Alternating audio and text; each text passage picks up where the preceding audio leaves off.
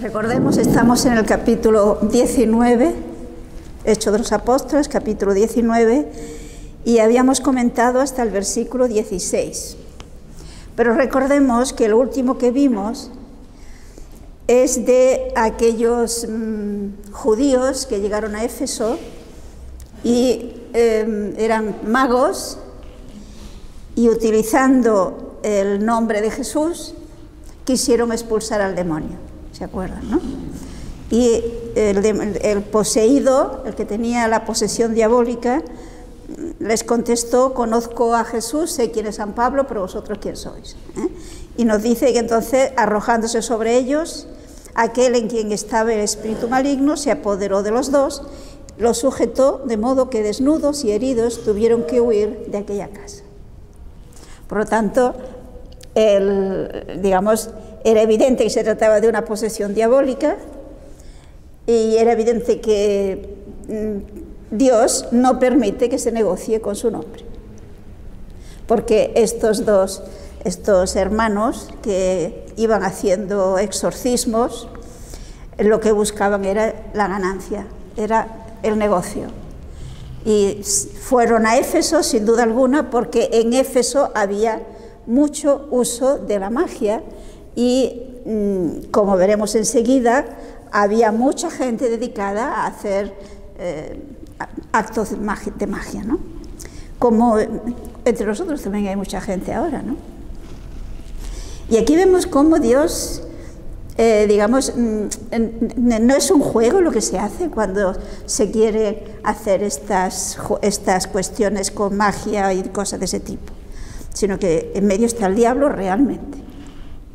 El diablo hoy día se quiere decir que no existe, se habla de que es la fuerza del mal, pero ciertamente no es una simple fuerza anónima, sino que se trata de seres personales, con fuerza superior a la nuestra, puesto que son ángeles, y como los ángeles son más inteligentes y más poderosos que los seres humanos, y que odian a Dios, y que manipulan a todos aquellos que se dejan manipular, por decirlo de alguna manera. Es decir, el diablo no juega. Cuando se usan estas cosas para divertirse o en plan juego, pues es muy, muy peligroso. Ya vimos que estos dos pues salieron mal heridos de aquel intento de jugar con el nombre de Dios para expulsar al demonio. ¿Y cuál fue la reacción? Que es lo que vamos a ver ahora. Fijemos los versículos 17 al 20. Llegaron a enterarse de esto todos los habitantes de Éfeso, tanto judíos como griegos. El temor se apoderó de todos ellos y fue glorificado el nombre del Señor Jesús. Muchos de los que habían creído venían a confesar y declarar sus prácticas. Bastantes de los que habían practicado la magia reunieron los libros y los quemaron delante de todos. Calcularon el precio de los libros y hallaron que subía a 50.000 monedas de plata. De esta forma la palabra del Señor crecía y se robustecía poderosamente. O sea, fijémonos cuál es la reacción que se produce en el pueblo, entre todos, porque fijémonos que se nos habla de que muchos, o sea, que todos los judíos y griegos, por lo tanto no cristianos, que moraban allí en Éfeso, se apoderó de todos ellos un gran temor, y al mismo tiempo hay una reacción de glorificar realmente a Jesucristo, es decir, reconocer que Jesucristo existe, digámoslo así, y les facilitó la fe, les movió a la fe en Jesucristo. Pero es que además, y esto es muy interesante, muchos de los que ya habían creído, es decir, muchos de los que eran cristianos, sea que procedían del judaísmo, sea que procedían de los griegos, de los paganos, seguían practicando la magia. Y ante este hecho comprenden que eso no se puede hacer. ¿Y qué ocurre? Pues que todos estos que seguían practicando la magia, que aquí habla de superstición, pues recogieron todos los libros que tenían, porque eran papiros y pergaminos y tablillas, etcétera, pues los recogieron y de una manera pública ante todos las quemaron en un lugar público. Y fijémonos que San Lucas, que es bastante exacto cuando nos da los detalles, nos dice que calcularon más o menos el precio de todos aquellos libros que quemaron y calcularon que es en unas 50.000 monedas de plata.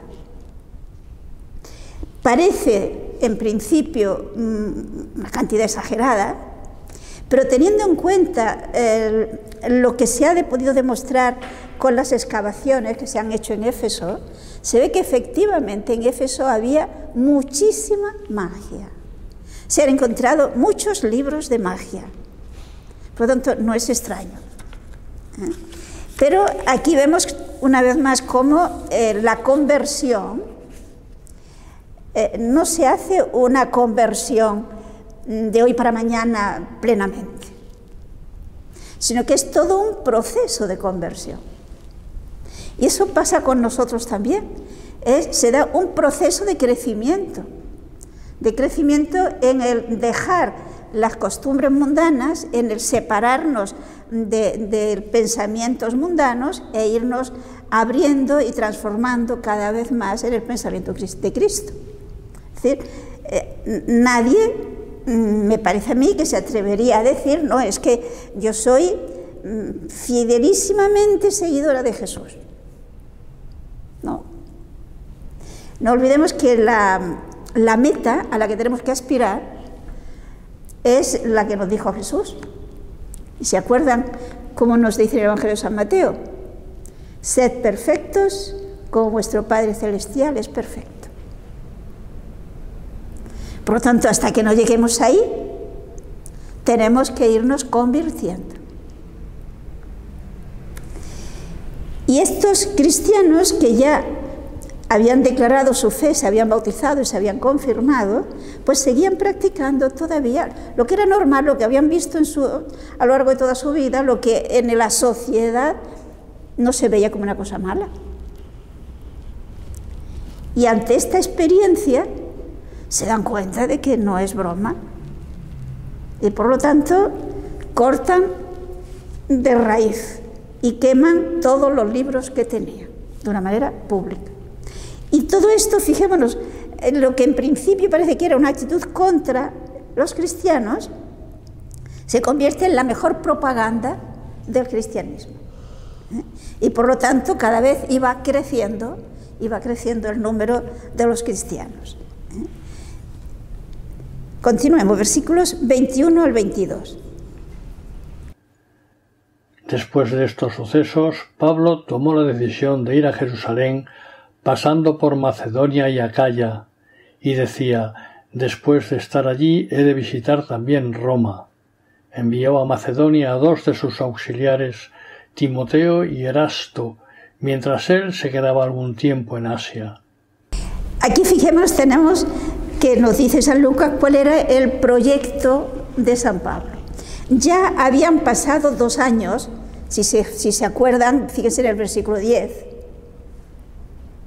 de este mismo capítulo 19, el versículo 10. Esto duró 2 años, de forma que pudieron oír la palabra del Señor todos los habitantes de Asia, tanto judíos como griegos. Por lo tanto, San Pablo había pasado 2 años, pero antes, fíjese el versículo 8. Entró en la sinagoga y durante 3 meses hablaba con valentía, discutiendo acerca del reino de Dios e intentando convencerles. Vale, por lo tanto, fijémonos, hasta este momento tenemos los 3 meses que cuando recién llegó a Éfeso los dedicó a predicar a los judíos. Cuando estos rechazan, pasa 2 años predicando a todos. Por lo tanto, ya llevaba 2 años y 3 meses. Nos dice que su proyecto era ir a Jerusalén. Ya veremos que quiere ir a Jerusalén porque quiere llevar una limosna a los cristianos de Jerusalén. San Pablo tiene muy claro que la iglesia madre es la de Jerusalén. La iglesia de Jerusalén, de Jerusalén es de donde salió de donde nació el cristianismo. Y la iglesia de Jerusalén era muy pobre. Y por lo tanto, cuando decidieron que Pablo se marchara a los gentiles y Pedro principalmente a los judíos, San Pedro le dijo que se acordara, que no se olvidara de los pobres de Jerusalén. Y vemos que San Pablo de vez en cuando hace colectas, y ya lo vimos en Antioquía, ¿os acordáis? Que ella desde Antioquía fue a llevar una colecta que habían hecho en Antioquía para los pobres de Jerusalén. Y ahora su proyecto es igualmente hacer una colecta entre los cristianos de Macedonia y de Acaya, es decir, Filipenses, Tesalonicenses, Berea, Corinto, hacer una colecta y llevar esa colecta a Jerusalén, a los pobres de Jerusalén. Y luego, desde Jerusalén, pensaba ir a Roma y desde Roma venir a España. Ese era su proyecto. Esto lo vemos que lo dice también en otros sitios. Pero para preparar la colecta, se nos dice que envió a Timoteo y a Erasto. O sea, estos dos colaboradores de San Pablo, mientras Pablo se queda en Éfeso, los envía para que vayan por Macedonia y Acaya, y sabemos por los textos de las distintas cartas que lo que hicieron fue preparar a los cristianos, que ya había salido de ellos la voluntad de hacer esa colecta, pero que la tuvieran preparada, de forma que cuando él fuera simplemente recogerla. Y durante este tiempo que él sigue en Éfeso, esperando para ir a hacer este itinerario que nos ha dicho, es cuando escribe la primera carta a los Corintios. Fijémonos, y en este tiempo, pues pasó lo suficiente para que, de hecho, veremos cuando él está desde Mileto, que habla del tiempo que ha estado en Asia, habla de que estuvo 3 años. Por lo tanto, se completó esos tres años con los meses que ahora queda en Éfeso, mientras se van Timoteo y Erasto. Pero es aquí, en ese tiempo, en esos meses, cuando él escribe, como digo, la carta primera a los Corintios. Fijémonos en el capítulo 16 de la primera carta a los Corintios, los versículos 1 al 9. En cuanto a la colecta en favor de los santos, haced también vosotros tal como mandé a las iglesias de Galacia. Cada primer día de la semana, cada uno de vosotros reserve en su casa lo que había podido ahorrar, de modo que no se hagan las colectas cuando llegue yo. Cuando me halle allí, enviaré a los que hayáis considerado dignos, acompañados de cartas, para que lleven a Jerusalén vuestra liberalidad. Y si vale la pena de que vaya también yo, irán conmigo.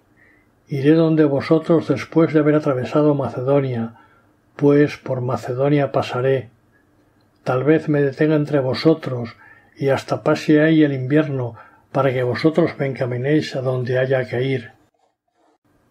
Pues no quiero ahora veros solo de paso, espero estar algún tiempo entre vosotros, si así lo permite el Señor. De todos modos, seguiré en Éfeso hasta Pentecostés, porque se me ha abierto una puerta grande y prometedora, y los enemigos son muchos. Aquí informa en esta primera carta que posiblemente la llevarían Timoteo y Erasto. Escribe esta carta a los cristianos de Corinto y aquí les habla una vez más de su proyecto. Y fijémonos que dice que dependiendo de lo que decidan y de lo que se haya recolectado, bien mandará a las personas que van a llevar la colecta, o incluso podría ser que él mismo fuera. Pero después de esta carta nos consta que hay otra carta que no se conserva. Es decir, había escrito otra carta, pero que se ha perdido. Si queréis mirar en la misma primera Corintios, en el capítulo 5, el versículo 9. Al escribiros en mi carta que no os relacionaréis con los impuros, Por lo tanto, antes de la primera carta había escrito otra carta. Os escribí, de esa carta no se conserva, o sea, se ha perdido. A lo mejor algún día se encuentra, pero de momento se ha perdido.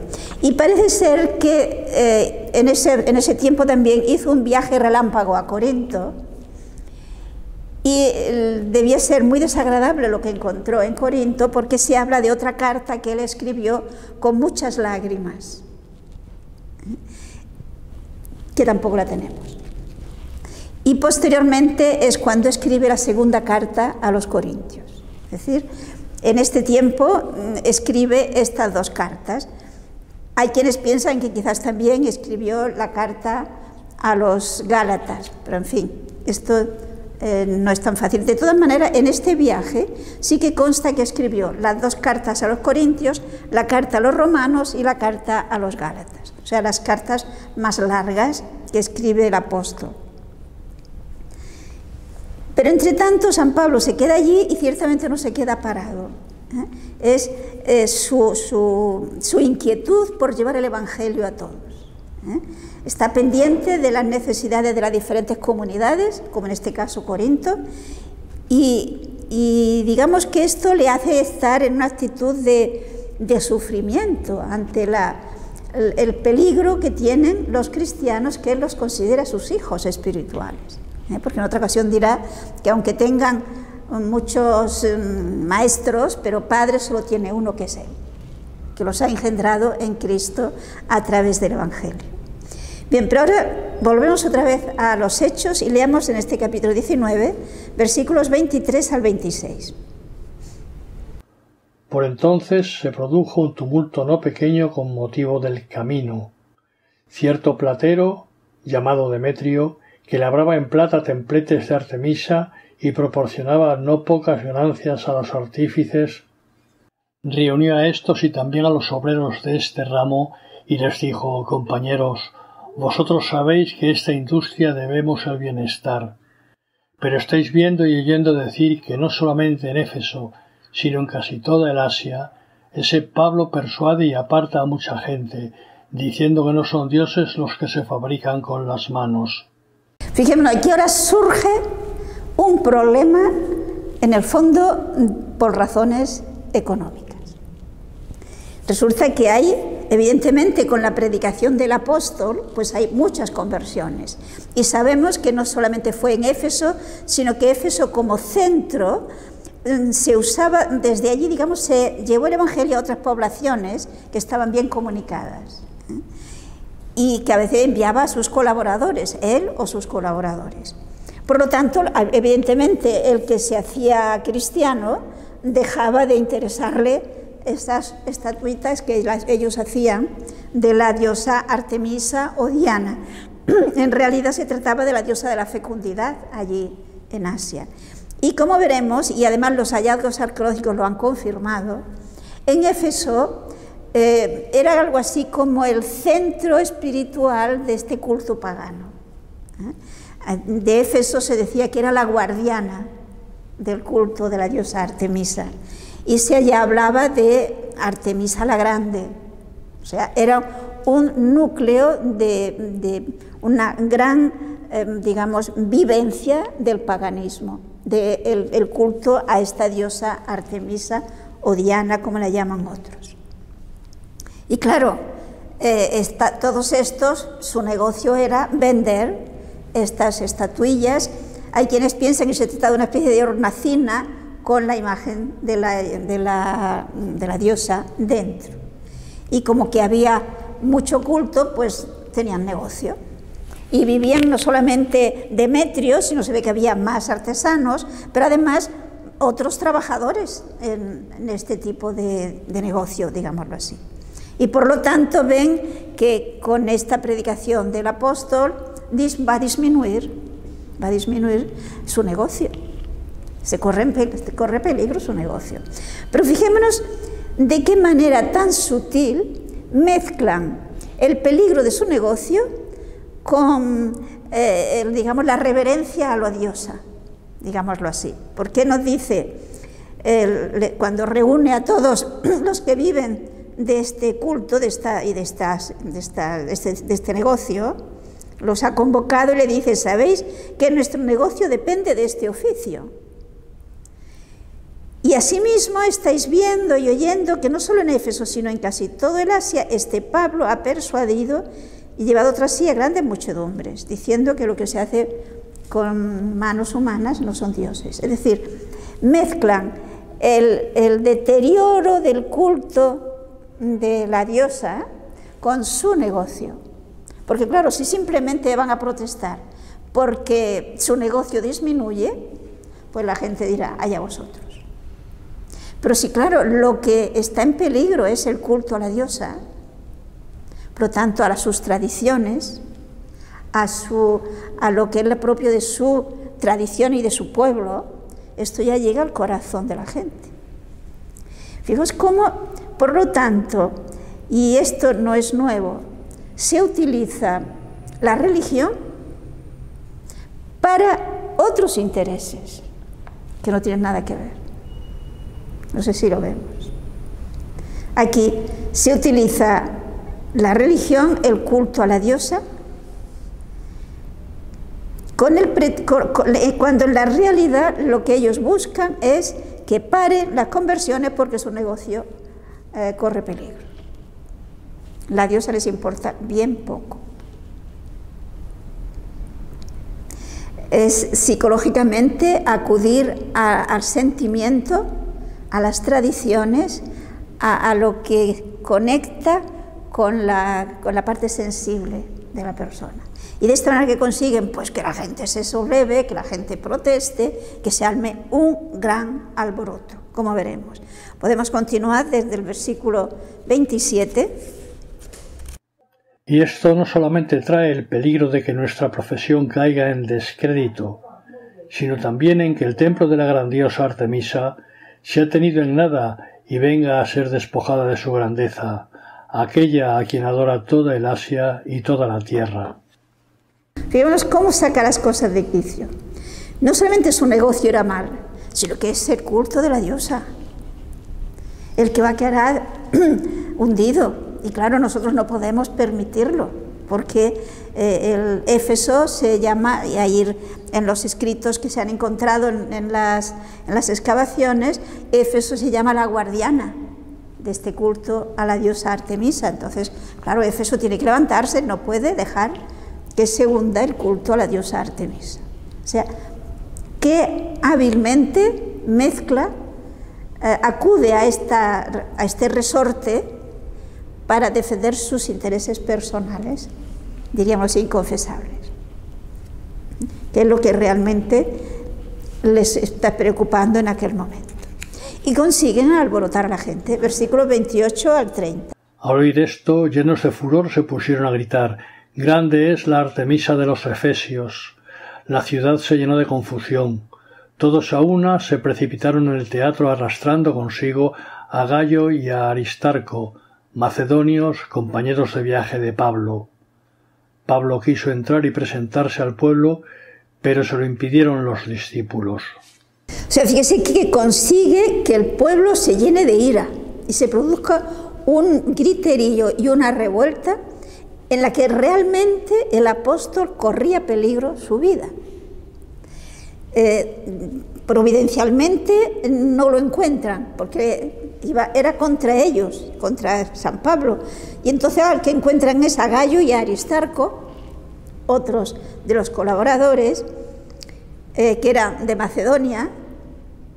Aristarco en concreto, por ejemplo, fíjense, podemos ver en el capítulo 20, el versículo 4, que nos dice de dónde eran estos.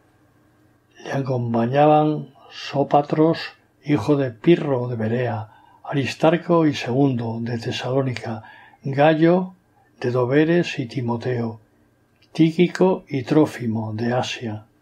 Aristarco, nos dice aquí, era de Tesalónica. Recordemos que las ciudades que había evangelizado San Pablo eran Filipos, Tesalónica, Berea. Pues tenemos que Aristarco era de Tesalónica y Gayo es de Derbe. Y a estos dos son a los que cogen y llevan al teatro. La gente se reúne en el teatro. Se han encontrado las excavaciones, se ha encontrado ese teatro que se calcula que tenía capacidad para más de 24.000 personas. O sea, que era un gran teatro. Pues van allí, la muchedumbre, arrastran a estos dos. Ya podemos imaginarnos cuáles eran sus intenciones. Aquí vemos que Pablo, en vista de que han cogido a aquellos sus compañeros, quiere ir él, porque al que buscan es a él. Pero se nos dice que los discípulos no se lo permitieron. Se supone que fue en este momento cuando San Pablo reconoce que su vida estuvo muy en peligro. Podemos ver la segunda carta a los Corintios, capítulo 1, los versículos 8 al 10. Pues no queremos que lo ignoréis, hermanos. La tribulación sufrida en Asia nos abrumó hasta el extremo, por encima de nuestras fuerzas, hasta tal punto perdimos la esperanza de conservar la vida. Pues hemos tenido sobre nosotros mismos la sentencia de muerte, para que no pongamos nuestra confianza en nosotros mismos, sino en Dios que resucita a los muertos. Él nos libró de tan mortal peligro y nos librará. En Él esperamos que nos seguirá librando. Quizá la traducción no nos da bien el sentido, pero la idea es esta. Pablo en aquella ocasión, cuando dice de Asia, se refiere a Éfeso, que era la capital de aquella provincia, ¿no? Se vio realmente en peligro de muerte y él temió por su vida. Por esto que los discípulos pues procuran que no vaya. Y es posible que fuera en esta ocasión cuando Priscila y Aquila, dice San Pablo en la carta a los romanos, pusieron su vida por él. Recordemos que Priscila y Aquila estaban en Éfeso, porque San Pablo había viajado con ellos a Éfeso. Podemos ver cómo dice esto San Pablo en la carta a los romanos, capítulo 16, versículos 3 al 4. Saludad a Prisca y Aquila, colaboradores míos en Cristo Jesús. Ellos expusieron sus cabezas para salvarme, y no soy solo en agradecérselo, sino también todas las iglesias de la gentilidad. Por lo tanto, ¿en qué momento Priscila y Aquila expusieron su vida para salvar a Pablo? Se piensa que fue en esta ocasión. Por esto los discípulos, no se nos dice quiénes, pues de alguna manera impidieron que Pablo efectivamente, como él deseaba, llegara al teatro en aquel ambiente de violencia que la gente estaba llena de ira contra el apóstol. Pero fijémonos con qué fino sentido psicológico San Pablo nos va a decir qué hacía la gente allí. Continuemos, los versículos 33, no, habíamos leído hasta el 30, ¿no? Pues 31 y 32. Incluso algunos asiarcas, que eran amigos suyos, le enviaron a rogar que no se arriesgase a ir al teatro. Unos gritaban una cosa y otros otra. Había una gran confusión en la asamblea, y la mayoría no sabía por qué se habían reunido. O sea, aquí te nos dice San Pablo que en realidad esa masa humana que se reúnen en el teatro están llenos de rabia, pero en el fondo muchos no saben qué es lo que están defendiendo. ¿Por qué se han reunido? Porque unos dicen una cosa, otros decían otra cosa. Pero tenemos el detalle interesante que nos da el versículo 31, en el que se nos dice, se nos habla de los asiarcas, no sé cómo traducen la Biblia que tiene. Los asiarcas eran, digámoslo así, los magistrados, personas de autoridad, que eran responsables de organizar y de regular todo lo que era el culto relacionado con la diosa, o sea, lo que eran, digamos, las fiestas religiosas, el culto, etc. Esto eran los asiarcas. Y es curioso que vemos cómo de entre estos asiarcas habían amigos de San Pablo. Por lo tanto, son estas autoridades las que le mandan recado de que no vaya al teatro. ¿Por qué? Pues porque ellos veían que realmente se jugaba la vida. Pero aquí, si nos fijamos, lo primero que se ve es la actitud que tenemos en los discípulos, que procuran que Pablo no vaya, la actitud de Priscila y Aquila, que posiblemente serían entre ellos los que de esta manera se expusieron, pero de los mismos asiarcas paganos, personas de autoridad que también procuran que Pablo, le aconsejan, porque son amigos de Pablo. Esto es lo que se ve, digamos, desde el punto de vista humano. Pero no olvidamos que detrás de todo esto está Dios. Y es Dios el que ha hecho que surja este conjunto de circunstancias, que haya asiarcas que son amigos de San Pablo. No sabemos si después se convirtieron o no se convirtieron, si se acabaron siendo cristianos o no, pero ciertamente hay una relación de amistad, tanta que trabajan para que Pablo no vaya, le salvan la vida. Pero podemos imaginarnos aquel grandioso teatro lleno de gente furiosa, gritando, unos una cosa, otros otra, pero todos con una idea, que es la violencia. Y fijémonos cómo continúa actuando la providencia, versículos 33 y 34. Algunos entre la gente aleccionaron a Alejandro, a quien los judíos habían empujado hacia adelante. Alejandro pidió silencio con la mano y quería dar explicaciones al pueblo. Pero al conocer que era judío, todos a una voz se pusieron a gritar durante casi 2 horas: «Grande es la Artemisa de los Efesios». Es decir, fijémonos qué es lo que ocurre. Pues que, digamos, la persecución venía de parte de los paganos. Era defender los intereses de unos y, digamos, ante el pueblo defender el culto a la diosa pagana, Diana o Artemisa.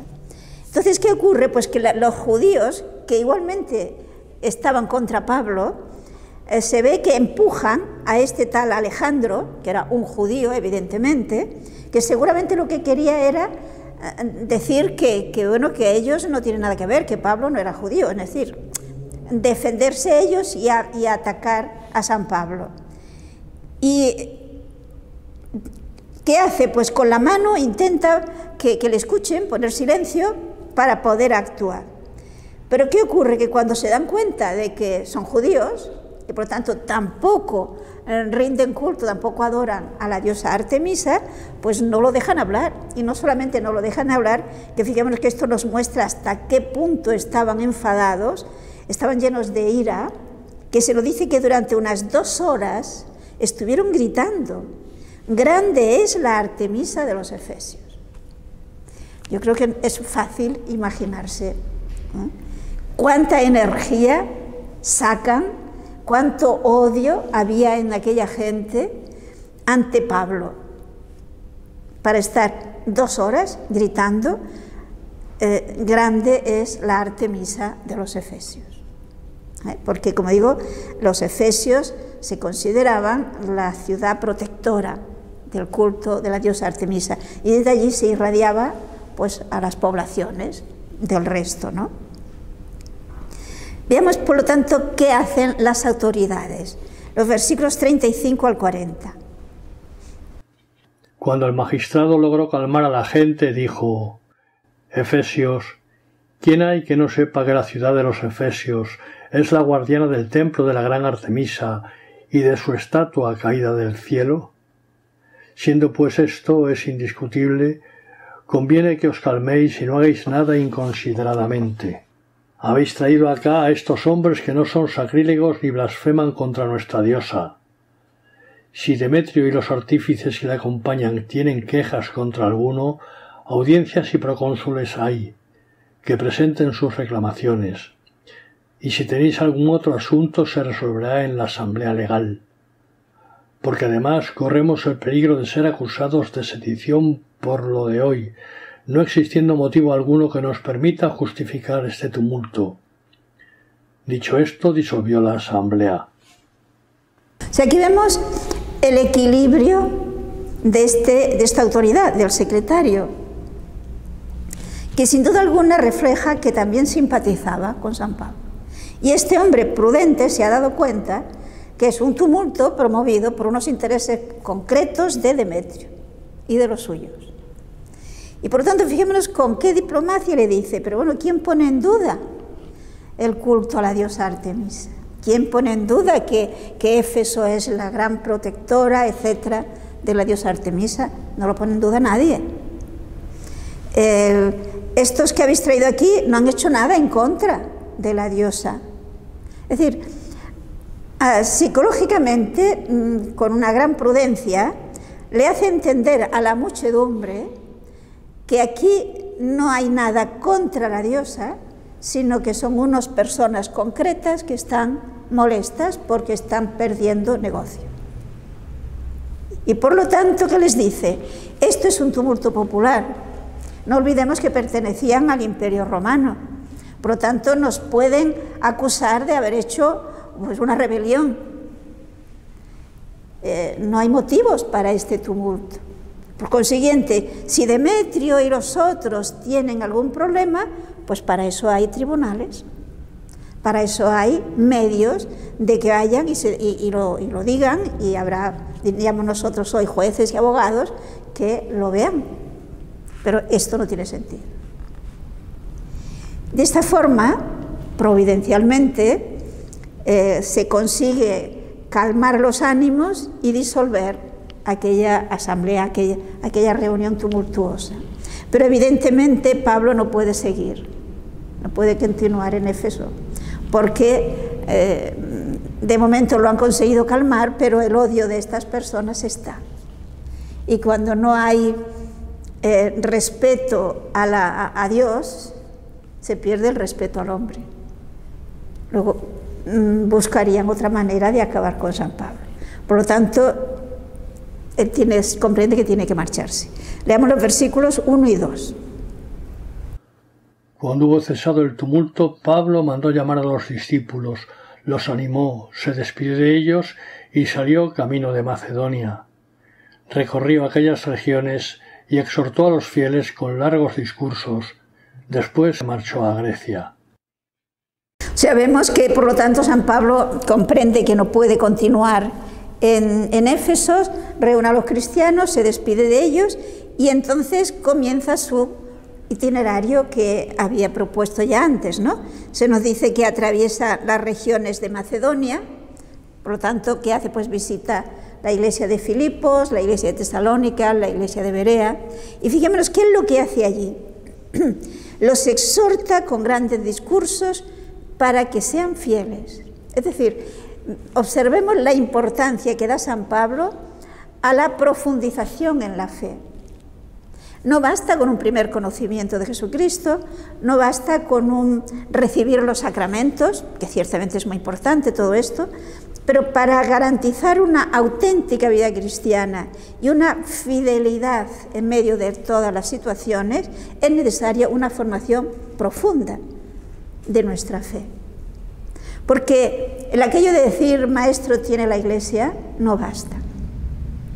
El aprender sencillamente normas no es suficiente. No sé si me explico. Es muy importante, sí, aprender las leyes de la Iglesia. Es muy importante saber cómo practicar lo mejor posible nuestra fe. Eso es muy importante. Pero fijémonos que las leyes morales, si no están apoyadas en el dogma, es decir, en las verdades fundamentales, estas leyes se caen. Es decir, si yo practico la religión, ¿y cuáles son mis argumentos? ¿Por qué las practico?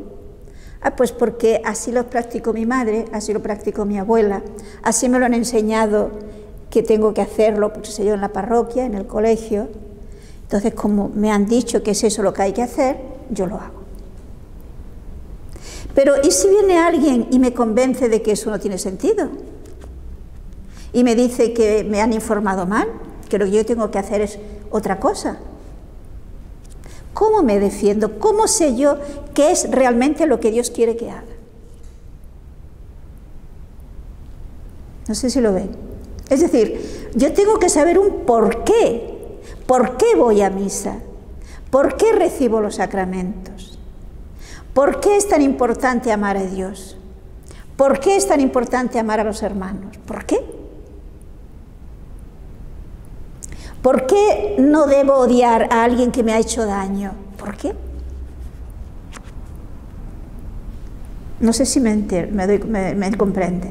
Es decir, yo tengo que tener argumentos sólidos que me den razón para vivir coherentemente mi fe en cualquier circunstancia, pase lo que pase.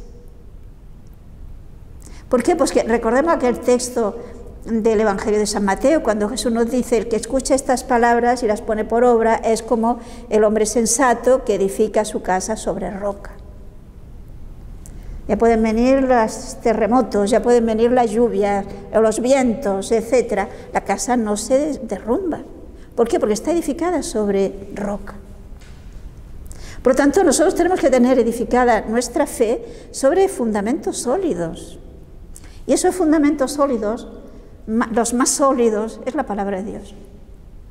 Porque yo tengo una actitud u otra porque es Dios que lo ha dicho. ¿Y quién puede tener más autoridad que Dios? ¿Quién me puede convencer de que lo que dice Dios no es verdad? Solo me podría convencer alguien que sea más listo que Dios y no sé, más grande que Dios. ¿Pero hay alguien más grande y más listo que Dios?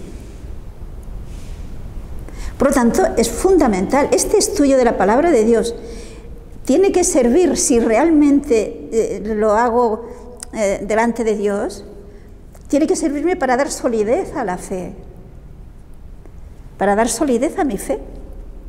Yo no debo estudiar Biblia simplemente para ser más sabia, para poder tener más conocimientos, simplemente quedarme en la parte intelectual. Si hago eso, pues podía estudiar cualquier otro libro. Pero si yo estudio la Biblia porque es palabra de Dios, y yo creo a Dios, y yo quiero saber lo que Dios ha dicho, para saber si estoy o no estoy en el camino correcto, entonces sí que puede ayudarme a dar solidez a mi fe.